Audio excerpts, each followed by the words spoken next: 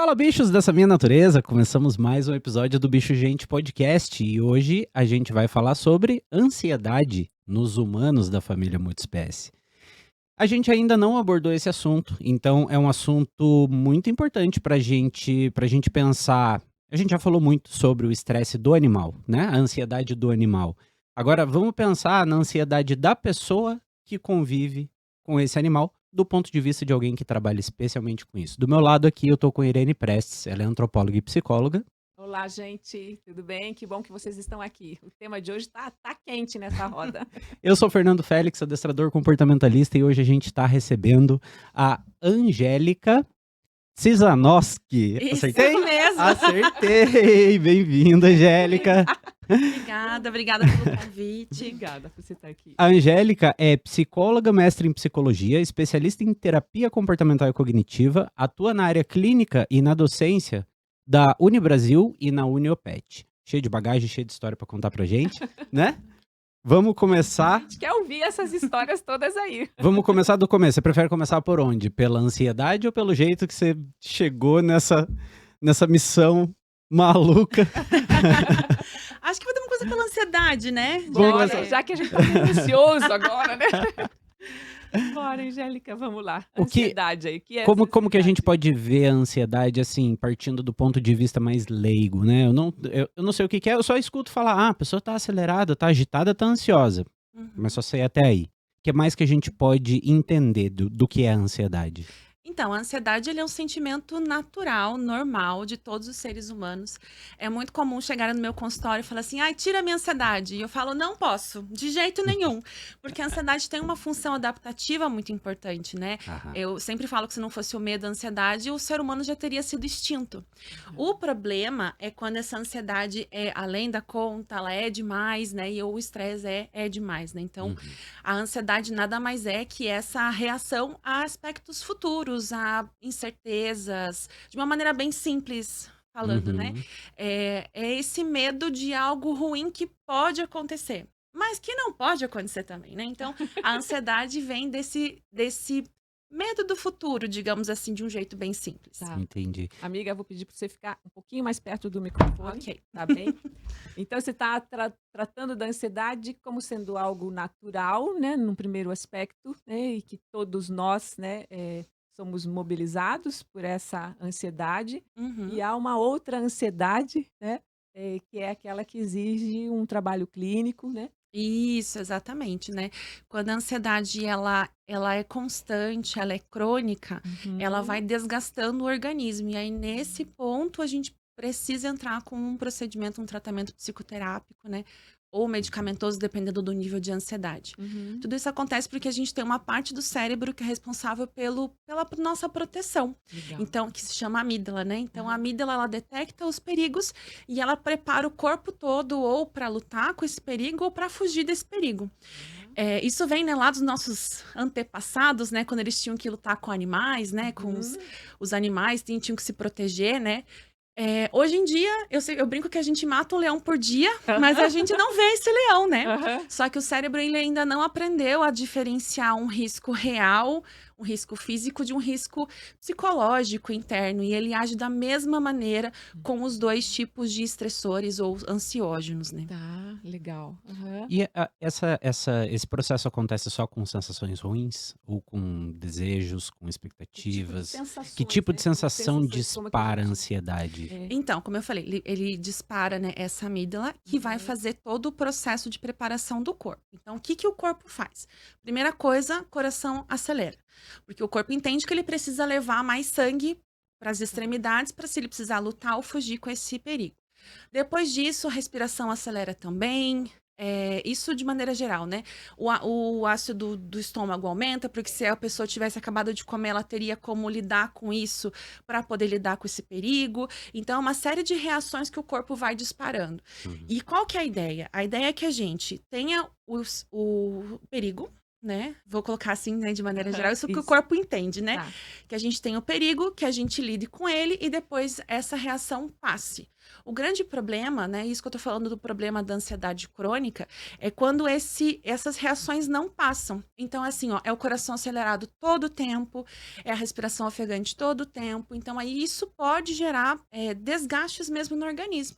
Uhum. Como, por exemplo, pressão alta, uma questão de gastrites, né, que é muito comum, Uhum. justamente por esse desgaste que a própria reação da ansiedade vai gerando, né? Então, essa ansiedade que seria maléfica, né, para o Isso. organismo, aversiva. Exatamente. Porque essa ansiedade que faz a gente se preparar para o perigo, ela é super importante, Tá. né? Como eu falei, ela é adaptativa, é por causa Uhum. dela que a gente está vivo, Tá. né? Mas Pra essa matar um leão cada dia. Exatamente. Mas essa ansiedade crônica, ela gera um problema, Aham. né? Isso Aham. que persiste ali. Né? Isso. Então é importante a gente identificar esses sinais nessa persistência, que é o que você coloca como sendo da ansiedade crônica. Né? Isso, exatamente. Uhum. Né? E principalmente de coisas futuras, né? Eu acho que seria, eu não sei se eu posso ter liberdade aqui só de fazer um paralelo entre medo e ansiedade. Claro, fica à favor. vontade. Porque eu acho que é importante para a gente poder ajudar nessa Esclarece explicação, até né? isso, aham. O medo, ele é uma reação quando o estímulo que a gente tem, que é perigoso, está no ambiente. Então, vamos imaginar que eu tenho medo de aranha.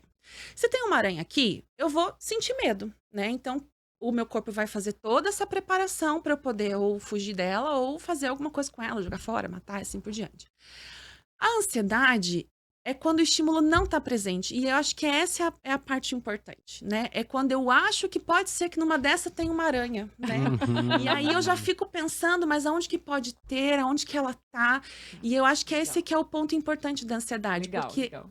aquilo, eu sempre falo para os meus pacientes, a gente tem que separar o que está acontecendo na realidade, o que está aqui acontecendo e o que está acontecendo aqui, o que eu acho que vai acontecer e o que pode acontecer, ou pode ser que não aconteça, né? Porque a grande parte das nossas ansiedades são pensamentos irreais, crenças irreais que não vão acontecer.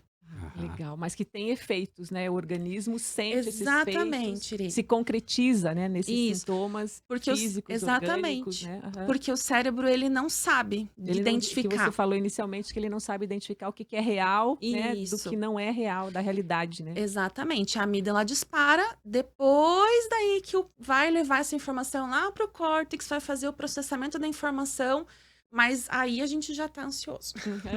E deixa eu tirar uma dúvida. A amígdala dispara só quando existe risco? Ou tem outras situações que podem disparar ela? Que tipo de situações que você tá pensando?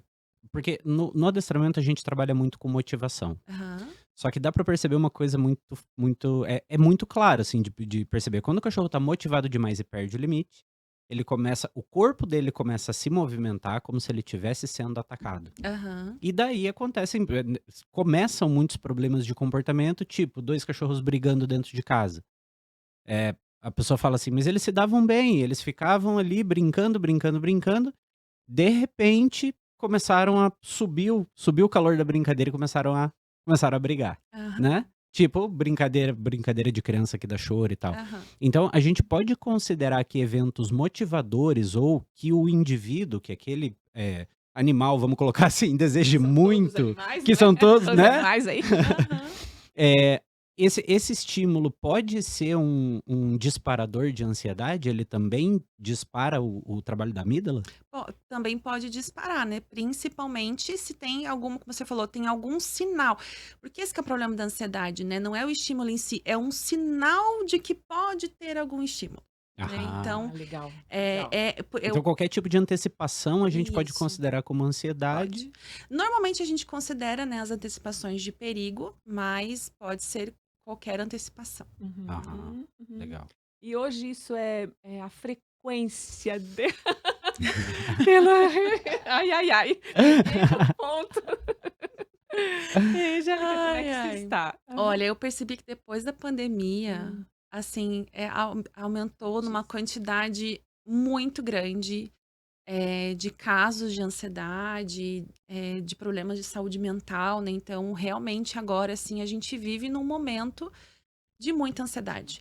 E se a gente for pensar, pode ser até pelo próprio contexto que a gente vive, né? Porque a gente tem, né, o celular, tem muita informação, então a gente tem que se adaptar muito rápido, porque querendo ou não, né, falando, né, de estresse e ansiedade, também pode gerar essa necessidade de adaptação, também pode gerar essa ansiedade. E a gente está o tempo todo inundado de informação.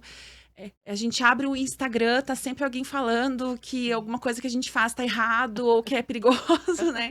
Então eu tenho percebido que cada vez mais a ansiedade tem sido maior. Então é um alerta importante para a gente sinalizar isso, né?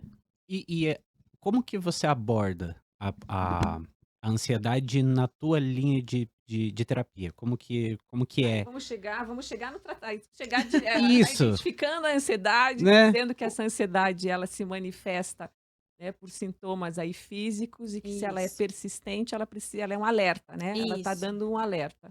Um alerta para investigação, né? Porque um como alerta. tem muita gente Exatamente. ansiosa ouvindo a gente, já vai pensar assim, meu Deus, eu tenho um transtorno. Não!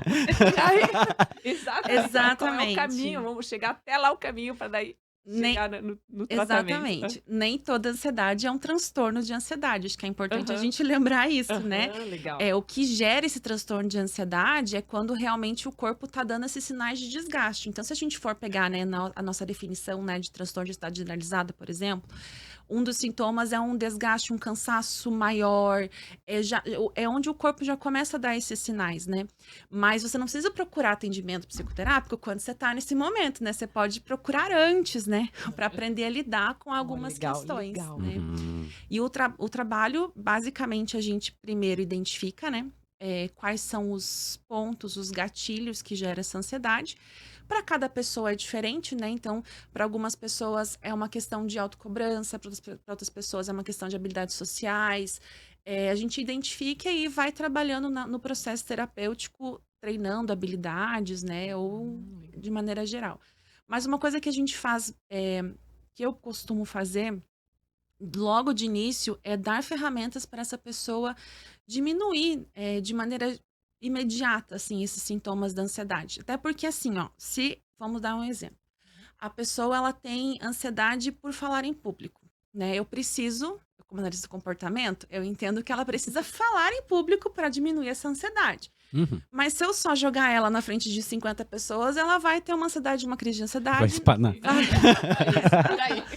Então, a gente trabalha, né, com essas ferramentas, essas estratégias, para dar possibilidade dela começar a entrar em contato com esse estímulo que gera essa ansiedade. Legal.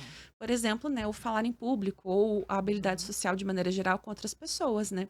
Então, a gente tem algumas estratégias iniciais, imediatas, que a gente pode fazer para reduzir esses sintomas de ansiedade. Legal. E isso dentro da perspectiva da análise do comportamento. Isso. Né? Então, acho que isso é importante até para dizer de que forma, né, nessa perspectiva clínica, se identifica essa ansiedade como sendo um transtorno, Uhum. né? E aí as ferramentas, né, e a partir de uma avaliação, como que se chega a um tratamento, né, a protocolos aí de tratamento. Aham. O que a gente identifica como transtorno é quando a gente percebe que já está tendo um prejuízo muito grande na vida dessa pessoa, né? Essa é a definição geral da maioria dos transtornos mentais, né? É o prejuízo significativo na vida. Se a pessoa tem uma ansiedade, ela deixa de fazer algumas coisas, mas ela ainda consegue fazer, a gente pode trabalhar com, né, a psicoterapia sem nenhum tipo de intervenção, né? Ou avaliação medicamentosa, né? Então, é sempre nesse sentido de identificação de prejuízos, né? Legal. Uhum. E quando você fala de dar ferramentas para as pessoas lidarem com a ansiedade, sempre que eu ouço essa fala das ferramentas, eu imagino a respiração, contar até 10, tomar uma água, né? Acho que isso a gente faz na ansiedade natural, né? Isso. Antes dali, né? Isso, o que pode ir além disso? Isso, Porque o que eu sempre identifiquei, né? Quando eu tive os primeiros que a gente contatos faz, com essas práticas, foi o seguinte. Eu tava lá ansioso, agitado na minha cabeça. Porque teve um problema, e, nossa, o que eu vou fazer? Como é que eu vou fazer? Não sei o que lá, tá. Comecei a procurar na internet o que eu faço, como é que eu faço, como é que eu vou pensar e tudo. E achei uma pessoa lá falando, calma, fica tranquilo, respira, tal. Beleza. E realmente funcionou, e funcionou pra caramba. Eu fiquei assim, nossa, que demais, né? O que eu tava pensando mesmo? Era num problema, que era o outro, que era não sei o que eu não consigo fazer, que blá, blá, blá, e a cabeça voltava a acelerar. E daí eu ficava, tá, beleza. eu vou ter que ficar o dia inteiro só respirando, porque na hora que a ideia voltar, né, a ansiedade volta. E é isso mesmo, assim, as primeiras estratégias, as mais simples, passam por essas, né? De Legal. respiração, eu posso até explicar por que respiração funciona. Ó, isso é bom, porque parece que não. Não é mágica, né? Isso, que não é mágico. ciência, né? Aham. Bom, já vou falar sobre isso, então depois eu explico as Legal, outras. legal. Quando a gente respira, principalmente de maneira abdominal, aquela respiração completa, a gente ativa uma parte do nosso cérebro chamado sistema nervoso parasimpático, que Uhum. ele proporciona o relaxamento. Então, de fato, né, nesse momento, ajuda, né, dá esse alívio imediato para esse sintoma mais agudo, assim, né, esse sintoma mais inicial. Então, essa, por exemplo, é uma estratégia que eu usaria. Vamos supor, se a pessoa precisa falar em público e ela não tem o que fazer. Então, a gente tem algumas estratégias, tanto de respiração, quanto de mindfulness, que eu já vou explicar o que é, Beleza. que podem ajudar essa pessoa a enfrentar esse medo que ela tem, essa ansiedade que ela tem, né? Então, tanto o mindfulness, que é a meditação, quanto a respiração, ativam essa parte do cérebro que gera essa calma, o parasimpático, Uhum. né? Então, por isso que ela ajuda. Mas realmente não dá para parar só nisso, né? Ótimo. A gente precisa Não é a trabalhar. solução, né? Uma Não é ajuda. a solução, porque a gente precisa trabalhar com a causa disso, né? Então, se é uma questão de autocobrança, a gente vai trabalhar a autocobrança. Se é uma questão de habilidades sociais, vai trabalhar as habilidades sociais, né? Então, é todo um caminho que a gente vai seguindo. Uma outra estratégia que funciona, que eu acabei de falar também, é o mindfulness, né? O mindfulness, ele vem, né? O termo, né, vem das meditações, o termo vem das meditações budistas, mas que ela vem sendo usada na psicologia de uma maneira muito eficaz. Inclusive, tem vários estudos que falam sobre mindfulness, que é uma espécie de meditação. Mas não é aquela meditação que a gente conhece, que a gente fica assim, né, parado, Yoga sem ali, pensar em naquela- nada. Existem muitas maneiras de usar o mindfulness, né? E eu acho que o principal ponto do mindfulness é a atenção focada. É quando a gente para de focar nesses pensamentos que vão me dizer que vai tudo dar errado para o Uhum. que está acontecendo agora. Então, é que me ajuda a fazer aquilo que eu falei para vocês antes, de avaliar o que está acontecendo realmente de perigo no meu ambiente e o que eu estou imaginando que possa um dia talvez acontecer. Então, acho que Uhum. essa é uma outra estratégia bem bacana de fazer. Ah, Legal. legal. Respondeu a sua pergunta? Respondeu? Aprendeu mais uma, né? Aham. E assim, né? Por exemplo, a terapia cognitivo-comportamental trabalha muito com esse questionamento dos pensamentos, né? Porque para eles, né? Para a TCC, o que causa a ansiedade, a emoção, é o pensamento. Então, a gente vai questionando esse pensamento até o quanto que ele é verdade, né? Aham. Então, por exemplo, estou ansiosa de falar em público. Por quê? Porque eu vou errar. E o quanto que isso é verdade, né? Se você se preparou, se você tem toda a ferramenta, tem tudo para dar certo. Uhum. E é interessante como isso se repete com o cachorro no modo primitivo dele de interagir. Como é lindo isso. Meu Deus do céu, Aí porque você vê ali em loco de uma a forma coisa mais acontecendo, simples, né? A E ansiedade, onde os que transtornos de ansiedade do cachorro. onde que isso se estabelece na rotina? Quando a pessoa vai lá e briga com o cachorro por um comportamento que ele tem, Uhum. e ele repete o comportamento, a pessoa repete a briga. E ele repete o comportamento, e a pessoa repete a briga, e daí tá acontecendo aquela construção tanto no cachorro quanto na pessoa, né? sim. E a pessoa interagindo com o cachorro ali, entrando naquele estado, ela meio que se acostuma, exercita aquilo. Todo dia, tal hora, tem que entrar nesse estado com essa composição do ambiente. E o cachorro não sabe o que é certo, o que é errado. Uhum. Ele só entra naquilo. E a gente percebe que a família sai dessa roda quando a gente desenha a roda nova e fala assim, ó, que tal fazer isso? Quando acontecer isso, a gente faz aquilo. Quando acontecer o outro, faz o outro. E aí a família vai testando no dia a dia e vai vendo, opa, ele responde melhor. Só que daí fica aquela coisinha assim, mas ele só responde melhor porque eu convenci ele a responder melhor, né? Eu não tenho que dar uma bronca nele pela coisa que ele tá fazendo errado, e daí aquela vontade de ficar, né, naquela sensação ruim, assim, perpetuando aquele costume da sensação ruim. Eu acho que isso é muito interessante, Legal. porque para análise do comportamento a gente também a gente também não educa a criança assim, brigando e com Legal, comportamentos Angélica. aversivos, né? Aham. Porque o comportamento, quando você pune, né, de alguma maneira, você não tá ensinando o comportamento correto, você tá ensinando o que tá errado. Uhum. E assim como o cachorro, a criança, o cachorro não sabe o que que é o certo, ele só sabe o que não é para fazer. Ah, Então é interessante isso, né? De usar outras ferramentas mesmo, né? sim. De ensinar isso, né? Sim. Exige paciência, mas Paciência, funciona. Demais. persistência e É. funciona, né? E no quanto eu penso, quando o Fernando traz esses exemplos, no quanto no cachorro isso é mais claro, né? Uhum. Você consegue visualizar isso de uma forma mais limpa, né?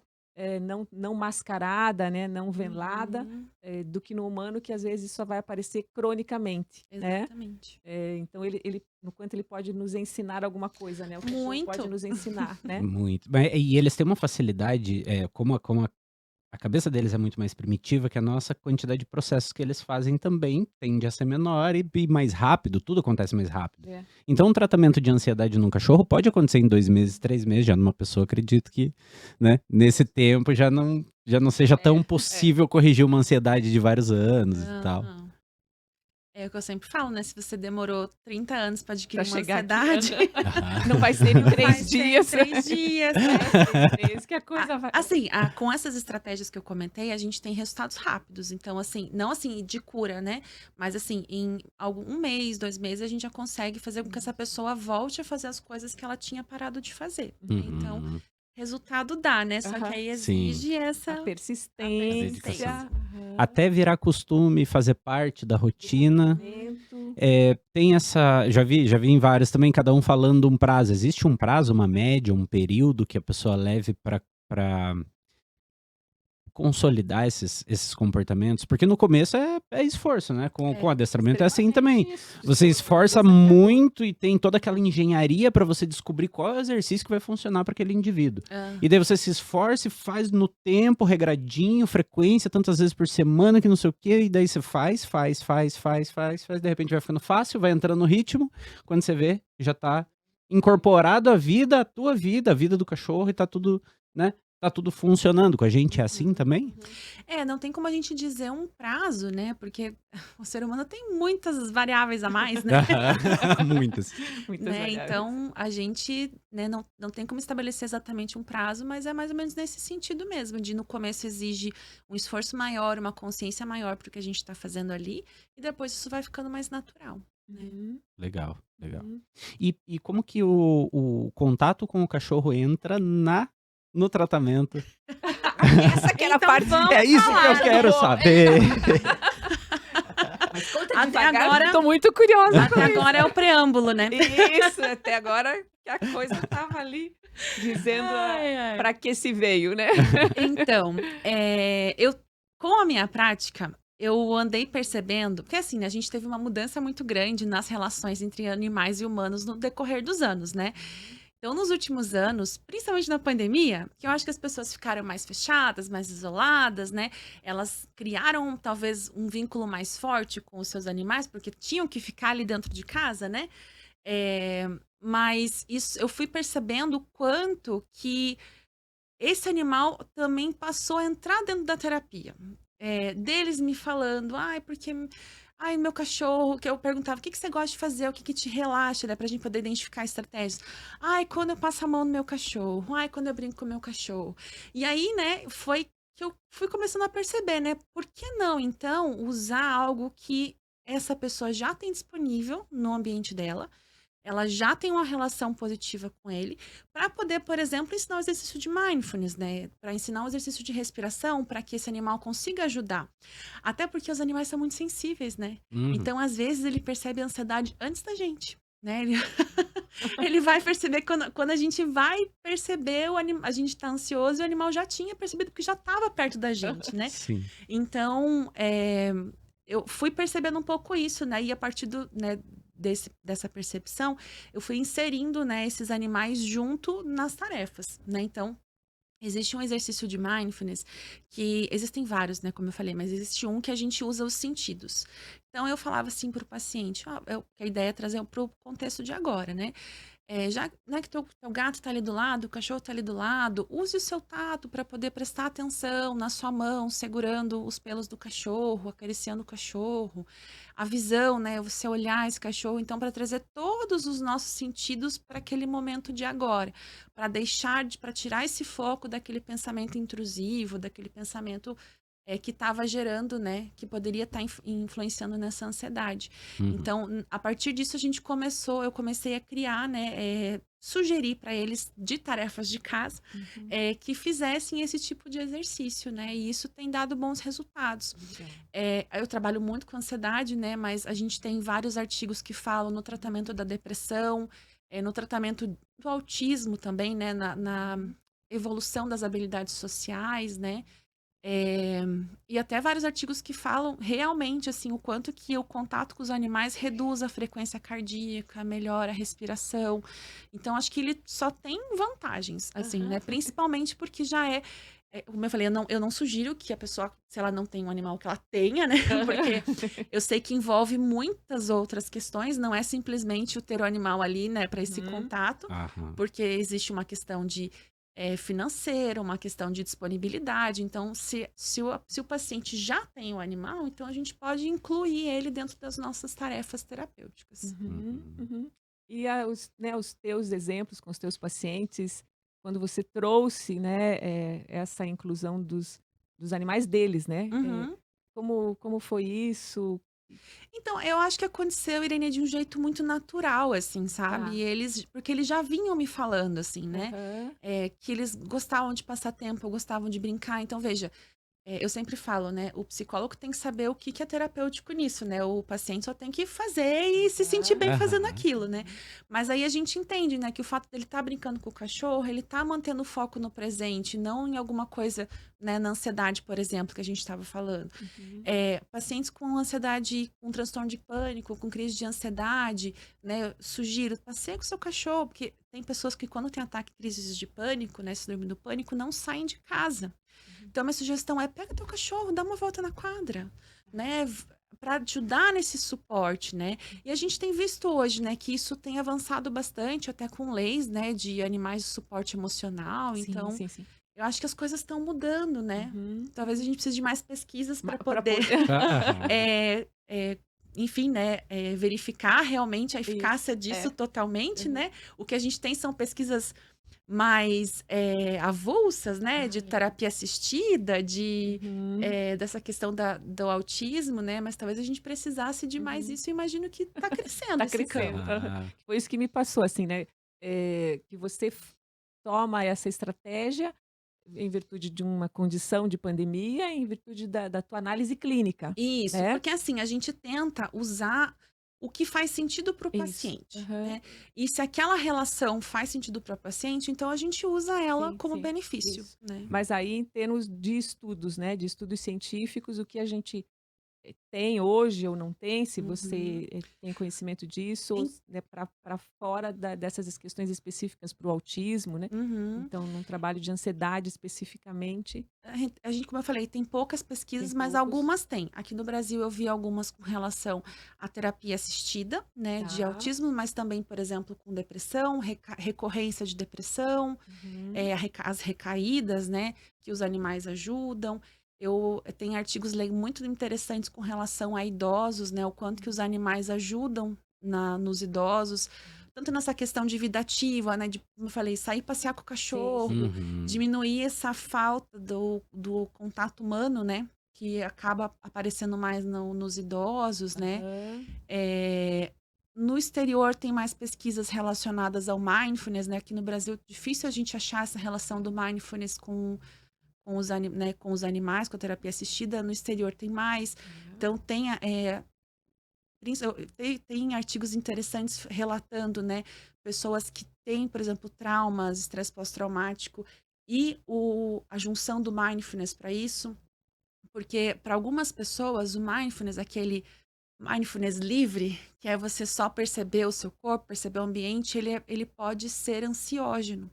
Então, ter um estímulo que faça com que eu foque nele ajuda, né? Então, isso vai muito da gente entender realmente cada caso. caso a caso do paciente, né? Então, se um paciente, por exemplo, tem um transtorno do pânico, vou dar um exemplo, e a gente fala para ele só respirar, ou para ele só fazer o mindfulness simples, que é identificar, né, os estados do corpo, corporais, tal. né? Talvez isso possa gerar uma ansiedade Ou os nele. objetos ao redor, né? Mas se a gente tem um objeto, um estímulo, a gente tem mais chance de conseguir com que ele não gere essa ansiedade. Legal. Muito bom. E deixa me ocorrer uma pergunta aqui. Você já pegou paciente que não gostava do cachorro?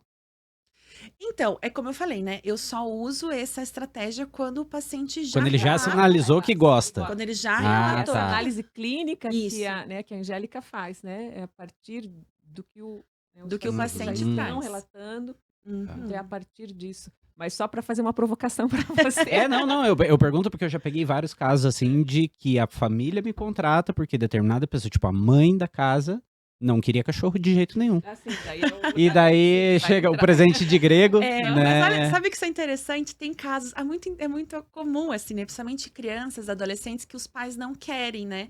E aí, a gente pode sugerir, sei lá, se a pessoa tem contato com algum amigo que tem um cachorro, Isso. pode ser esse amigo ter um Pode ser, né? Ah, Vai visitar, né? sim, Espaços onde sim, os sim. cachorros estão, né? Isso, Aham. né? Eu acho que dá pra usar, mas na minha prática clínica, eu normalmente uso esses que já convivem. É, Já porque eu acho convivem que bem, é, né? eu Tem acho uma que é relação importante. positiva com os animais. Eu acho que é importante a gente sinalizar isso, porque às vezes a pessoa ouve a gente falando tão bem do processo de relação com o cachorro, e que realmente faz muito bem, só que só faz bem quando existe predisposição. Disposição né? para o bem, né? Porque aí tem uma Exatamente. pessoa ouvindo a gente pensando assim, pô, minha mãe é ansiosa. Vou dar um cachorro pra ela. E daí vai descobrir, isso, ela não gente. gosta de cachorro, piora a situação, cuidado. E porque é isso, o cachorro às vezes faz coisas que às vezes a gente fica. Sim. Aí vai Então, parado. quando você gosta do cachorro, acaba virando uma talvez um coisa, motivador pra superar alguma Isso. coisa, né? Por exemplo, o cachorro destrói as coisas dentro de casa, e daí você descobre que provavelmente o seu cachorro também tá ansioso, porque ele tá fazendo pouca coisa, você tá se atropelando nas tarefas, não dá atenção pra ele, ele vai lá e procura o que fazer, destrói, beleza. Se você gosta do cachorro, aquilo vai virar uma motivação, pô, eu preciso Exato. melhorar Até nisso, pra tentar naquilo entender, e tal, né? superar Isso, aquilo, acaba sendo benéfico, né, construtivo. Agora, se você oferece o animal pra alguém, a pessoa não gosta, a pessoa já tem aquele problema, o cachorro fica estressado.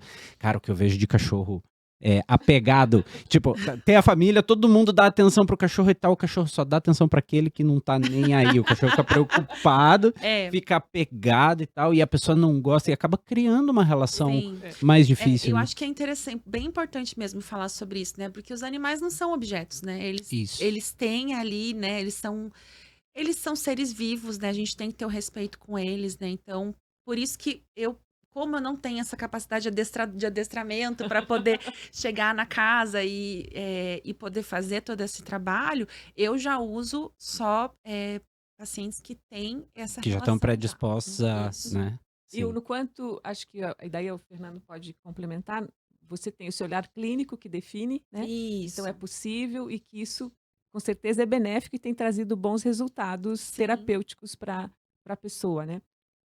Eu penso que isso também vai interferir na relação dela com o seu animal, com o seu certeza. pet, né? Uhum. E que isso aí, Fer, não vai causar danos para o animal. Isso é benéfico para ele também, não é... Em termos. Em termos. Há um risco, tem que estar um pouco Existe atento pra isso um também. risco. Então vamos lá. Eu tô fazendo um tratamento com a Angélica fala pra mim assim, Fer, você precisa dar um passeio com o teu dog, né? É importante Curte a pra natureza, você. tá, beleza. Só que quando eu saio com o meu cachorro, ele sai cavocando o chão, puxando guia e latindo muito. E daí aquilo vira um pontinho de estresse. Se eu não resolver aquele ponto de estresse, ele pode ser tóxico pra acho que pra terapia toda, Sim, né? Pro Daí vai tratamento. interferir na terapia. Porque interfere negativamente. Então, talvez Então, seja um aspecto que você também deve pesquisar na Sim, clínica. se ele já sai, se não se sai. não sai, que- como sai. como que sai? Como que Isso, sai, isso. Porque a primeira coisa que a gente pergunta, uma das primeiras coisas, né? O que você faz? O que você gosta de fazer? O que você faz que te ajuda? Tá. E aí, a partir disso, que a gente legal. vai criando novas estratégias. Então, isso é um ponto realmente, Sim. né? Se, por exemplo, nunca saí com meu cachorro, então melhor eu não indicar que você Melhor é isso, né? Pode Melhor ter você- surpresas. que Cuidado, dá uma olhada ser mais antes, devagar, né? né? Aham. Mas eu posso indicar, por exemplo, ele brincar com esse cachorro. Eu Claro. posso indicar para ele fazer Tá. essa técnica do momento presente ali com ele, né? Uhum. Sim. Porque é realmente uma questão complexa, né? Não dá pra gente generalizar Isso, Não, tudo, que é né? que nem isso que o Fernando antes, que ele dá um cachorro pra uma pessoa ansiosa, Sim. que ela vai. Não é isso. É porque Acho que eu você tá tenho um finalizando coisas receio. Bem importantes, bem importantes. Eu tenho um receio real, assim, por todo o conteúdo que eu já consumi sobre ansiedade na internet e transtornos de comportamento e tal. Eu fui meio que jogado nessa pesquisa de assunto, porque quando eu chego na casa da pessoa, eu entendo que muito do comportamento do cachorro é, sim, interferência dela. Não é culpa dela, não é aquela coisa assim de, o cachorro faz porque a culpa é sua, mas interfere, o estado emocional interfere. E aí você conhecendo um pouco mais sobre os tipos de problema que existem, né, você consegue melhorar coisas, comparar coisas para ajudar a explicar e tudo. E eu vi muita produção de conteúdo simplificando o processo, o problema de ansiedade, de transtorno emocional e tudo mais, e colocando assim, não, se você fizer isso, aquilo, você vai, faz e pronto, acabou e tal. E um monte de gente, né, aplicando aquilo ipsis literis conforme foi dito, só que pro contexto da pessoa não encaixava. Exato. Então é importante, né, a gente se aprofundar em pesquisa e, de repente, até ter um contato profissional para descobrir, assim, pro meu caso, o que é melhor, o que eu faço, né, para ter esse atalho com alguém que se dedicou mais no assunto. Que é esse alerta mesmo que você Sim. faz, né? Para aquela pessoa, para aquele paciente, naquela Isso. relação específica. Até porque, assim, se a pessoa não tem cachorro, não tem animal, não tem gato, a gente usa outra estratégia. Outra estratégia, estratégias, sim, né? Daquilo aham. que ele gosta e que faz Isso. bem para ele, né? Exatamente. Muito legal, né? Maravilhoso. E você também é uma cachorreira, uma Eu sou bicheira. uma mãe de pet. É mãe de pet. Você também. Então, isso deve ter influenciado você? Com certeza. É? Então, Muito. conta um pouquinho disso, por favor. Então, eu sempre gostei de animais, né? Mas minha mãe não gostava muito. Olha só. E aí, depois que eu fui morar sozinha, né? Aí eu tive quantos bichos eu quis, né? Não é à toa que tô com 3 gatos e um cachorro. Pra compensar. Viu, mãe? Tô compensando. Mas agora você pode. Mas agora eu pode, posso. E o primeiro animal que a gente tinha cachorro, né, em casa, mas ele ficava fora de casa, não era a relação que eu tenho hoje com os meus animais, né? E é muito curioso porque quem tem transtorno de ansiedade está bem com ansiedade, mas tem que estar sempre dando uma Sim, acompanhada. calibrada ali. Uhum. E eu tenho problemas com ansiedade. E o meu gato, Felisberto, ele me ajudou muito nessa questão da ansiedade. Realmente, assim, quando ele chegou, ele reduziu muito essa questão de, enfim, pelo próprio processo de morar sozinha. Então, ele ajudou muito nessa questão, né, de não sentir tanta solidão, a questão da própria ansiedade, dos medos, né? Então, foi aí que eu me apaixonei. Ele foi o primeiro, então. O Felisberto Ele é foi o primeiro. Eu falo que o Felisberto me adotou, né? Porque ele Sim. literalmente entrou na minha casa e resolveu ficar. Vou ficar aqui, cheguei. Tipo, eu gostei desse lugar, acho que eu vou Maravilha, morar aqui. Cheguei. Chegou com as malas já. Tipo isso. E aí, assim, foi indo nessa relação cada vez crescendo mais. E meu marido gosta bastante também, né? Ele sempre De teve animal. cachorro. E foi aí o último que a gente gosta muito de adotar animais, mas nesse último a gente acabou escolhendo uma raça específica pensando justamente em que tipo de animal que não traria problema para os gatos, porque os gatos vieram primeiro. Então, acho que isso é uma coisa interessante, né? De respeitar cada tipo de animal, né? E porque a casa era dos gatos, né? Então eu precisava de um cachorro que não fosse dominador, que não fosse, que não quisesse tomar o lugar dos gatos. E foi o que aconteceu. Os gatos mandam nele, né? Ele tem 45 quilos, mas ele apanha dos gatos. Dos gatos. É a rédea curta com ele lá, que os gatos dizem aqui, quem manda. Exatamente, né? Que Então é legal. uma questão realmente de, assim, pra gente fez muito bem. Inclusive a gente até brinca que o cachorro, né, o Aslan, ele veio pra gente poder ver se a gente conseguiria ser pais, né? E aí, depois que a gente viu que a gente consegue, né, educar um cachorro, Então, minimamente ok, né, a gente pode pensar em filhos. já tá podendo em filhos humanos aí Filhos agora, né? humanos, Que os filhos de exatamente. 4 patas estão todos ali saudáveis. Então são 3 gatos 3 e um gatos e um cachorro. cachorro. Aham. É uma Legal turma demais, grande, a família é legal. grande. Aham. Então, eles já existiam antes Os... do teu tratamento, que você toma os animais hoje no tratamento, eles... Existiam antes. Eles já vieram O antes. Felisberto chegou em 2017. Ah, não faz tempo. É. Aham. Então, como eu falei, né, o que me deixou mais atenta a isso realmente foi na pandemia, porque Uhum. foi onde as pessoas começaram a falar mais, né? Começaram Legal. a trazer mais. Uhum. Antes traziam, mas agora, assim, depois da pandemia, acho que muito pelo próprio contexto que a gente viveu, isso tem aparecido mais no Uhum. consultório, né? Uhum. Uhum. Muito bom. É importante. Interessantíssimo. Não é? Muito legal, Legal. muito legal. Legal. A gente já conversou com um terapeuta de cavalo, né? Ecoterapeuta. Ah, Sim. super legal. Isso, cavalo. terapeuta de cavalo, não, terapeuta que usa o cavalo pra Isso, terapia, os né? processos terapêuticos. Mas, Aham. mas que aborda, assim, mais amplamente os animais de casa mesmo, cachorro e gato, a gente não tinha recebido ninguém ainda. E de fato, como eu falei, em questão de pesquisa, o que mais tem é terapia assistida. É você ter um cachorro, um cão terapeuta, um gato terapeuta que você tem no consultório para trazer as pessoas, né? Aham. Pouquíssimas pesquisas têm de animais domésticos. Ah, né? lembrei daí a provocação que ia fazer para você. Eles estão te convidando a fazer pesquisa. né? Estão me convidando a Não fazer é? pesquisa. Acho que você aí já tem, né? O teu público.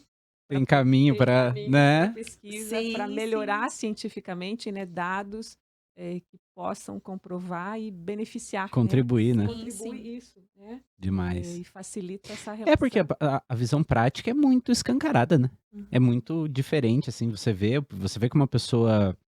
É diferente uma pessoa que gosta de um cachorro entrar em contato com um cachorro de uma pessoa que gosta de um brinquedo entrar em contato Sim. com um brinquedo. Sim. Entrar em contato com o indivíduo animal parece que é mais impactante, não sei, mais forte, acelera processos, não sei, né? Uhum. É fácil de perceber isso, né? Quando a pessoa tem uma... Eu já atendi algumas pessoas que tinham cachorros de suporte, de suporte emocional, né?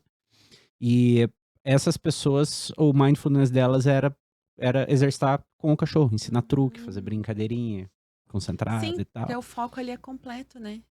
E aí o cachorro ficava mais calmo para poder viajar no avião com a pessoa, por exemplo. Uhum. Não ficava com medo Sim. das coisas que Aham. aconteciam e tal. Uhum. Então, eu acho muito bonito, eu acho uma das partes mais bonitas do adestramento comportamental essa junção, assim, de você conseguir pegar um processo que vai gerar bem-estar para o cachorro de forma efetiva e para a pessoa que tem alguma necessidade, tem ali o cachorro como uma ferramenta, né, de apoio emocional e de desenvolvimento. E você comentou, né, de que é mais rápido, porque se a gente for pensar, né, o brinquedo, o objeto, ele é inanimado, ele não vai te dar pensando Legal. em termos de análise de comportamento, um Isso. reforço Aham. do seu Ah. comportamento. O cachorro vai, se eu falo pro meu cachorro senta e ele senta, é super reforçador pra mim. A resposta Né? tá fora do meu controle, né? Exatamente, se eu chamo e ele vem, né, também é reforçador. Então, Aham. isso vai gerando essa relação mesmo, vai estreitando esses laços e realmente vai acelerando alguns processos, né? Uhum. Legal. Uhum. Legal Então demais. beneficia, né? Uhum. Beneficia o tratamento terapêutico, né? Para o paciente, para o humano, né? Uhum. E para o cachorro. Né? E pro cachorro, Pro cachorro, claro, aí claro. está desenvolvendo, exercitando-se cognitivamente, Isso. socialmente, afetivamente. É né? porque é uma coisa que a Angélica falou, né? Antes tinha menos, as pessoas levavam menos pro consultório essa observação. E antes, no meu trabalho, eu lidava muito com um cachorro, o clássico vira-lata caramelo, preso na corrente curta, no sol, na chuva, comendo polenta com arroz, né? Uhum. Então era esse... basicamente era isso que eu via todos os dias, e hoje o que eu vejo todos... É muito raro chegar numa casa que tem um cachorro amarrado e chamou um adestrador, Sim. né? Hoje em dia as pessoas já têm acesso à informação e já antes de chamar o adestrador já mudam completamente o contexto do cachorro. Só que a quantidade de maus tratos não são nem maus tratos conscientes, mas são situações de maus tratos que às vezes a própria pessoa está em situação de maus tratos, né, com ela mesma. Com ela mesma, no autocuidado, E dividindo aquele processo de ansiedade com o cachorro dela, né? Essa conversa de padrões emocionais eu acho Uhum. fantástica, Sim. né? Como o grupo se alinha emocionalmente para passar pelos problemas juntos. Sim. E quando cresce, cresce junto também, que é bonito de ver, né? Exatamente, né? No consultório tem vindo também, tem recebido os humanos com as questões dos seus animais de estimação, né? Coisa que a gente não Questões via. cada vez mais complexas, né? E mais recorrente, né? Sim. De coisa assim que acho que de 5 anos atrás isso não era tão presente, né? E hoje eles trazem como conteúdo que é próprio, que é deles. Sim. Está mudando, né? A clínica para nós também se modifica porque os agora, animais estão vindo. Isso, os animais, eles meio que fizeram parte da família agora. Fazem parte da Aham. família, isso, né? Naquilo que nós aqui trabalhamos, né? Na família multiespécie, né? Onde você vai ter interações entre espécies, né? Então são espécies distintas, com necessidades distintas, mas interagem, convivem, né? E trocam, né? Uma troca com a outra e se beneficiam mutuamente, né? Eu acho que parte dessas questões. Muito legal. Legal demais. Não é? Angélica, muito obrigado pela tua participação. Foi demais Agradeço. falar desse assunto. Tem alguma pergunta ainda para Angélica? É recorrente, né? Assim, o quanto, acho que é um alerta para as pessoas sobre a ansiedade, né, Angélica? Acho que ficar atentos esse mal aí. Uma coisa que me ocorreu. Uma pessoa que não se entende como ansiosa, mas tem aquele barulhinho na cabeça, aquela dúvida. Será que, Isso, ela. de repente, se ela brincar mais com o cachorro, e ela gosta de, vamos pegar nesse exemplo, que a pessoa goste de cachorro. Se ela interagir mais com o cachorro dela, ela pode ter uma sensação de melhora perceptiva? Naturalmente? Naturalmente? Complexo. Que vai depender de outras variáveis também, né? Depende de muitas variáveis, né? Porque é isso, né? A gente entende a ansiedade meio que como uma consequência, né? De alguma situação que a gente não sabe lidar, algum fator futuro, né? Então, claro, ela estar com o animal vai ajudar momentaneamente, mas não dá pra dizer Vai que dar ela um suporte. Isso, não vai dizer que ela vai resolver. Não. Então, se alerta, né? Que esse é um alerta para buscar um profissional, um psicólogo, para fazer essa avaliação, né? E aí sim se beneficiar da sua interação, da sua relação com o seu animal a partir, né, de exercícios adequados, né? Terapeuticamente. Né? Exatamente. Acho que seria eu acho que seria o ponto central, né? Procurar efetivamente ajuda, porque a gente... Tendo os alertas, né? Tendo esses alertas. E eu acho que muito porque hoje a gente tem muita informação que não é tão fidedigna na internet, né? As pessoas já chegam com diagnósticos, né? Eu tenho TDAH, eu tenho autismo, eu tenho... Isso, já cheguei pronto, né? Pra você. Agora. E já vai se preparando para passar por aqueles sintomas, mesmo quando a pessoa não tem efetivamente o quadro. Exato. Né? Ou tem o quadro e não valoriza, né? Acha que não. E aí, quando as coisas se instalam, né, mais severamente ou persistentemente, né, o quadro se agravou, tem um transtorno aí, né? Eu acho que com relação à ansiedade esse é o maior problema, né? Quando ele se agrava, aí começa a gerar problemas físicos, né? De doenças. Prejuízos, né? Prejuízos em várias frentes. Bichos, procurem seus veterinários. Seus veterinários! Seus psicólogos! Que não deixa de ser uma espécie de veterinário que cuidam de uma parte de um bicho, né? Mas... procurem seus psicólogos. Isso, cada bicho com o seu médico. Angélica, brigadão. Foi, cara, legal demais organizar essas ideias e ter essa referência, né? Para poder espalhar essa mensagem para as pessoas, elas saberem o quanto a ansiedade pode prejudicar a vida e o quão ao nosso alcance está pelo menos uma melhora de vida, né? É uma característica que não existe cura em muitos casos e às vezes a pessoa precisa acompanhar pela vida inteira, mas existe uma condição de vida muito melhor para quem acompanha do que para quem não acompanha, né? Obrigado mesmo. Eu que agradeço o convite, foi um prazer falar sobre ansiedade e sobre animais. São 2 assuntos que, se me deixar, eu fico aqui até amanhã. Isso, sem hora para acabar. Mas a gente tem tempo aqui.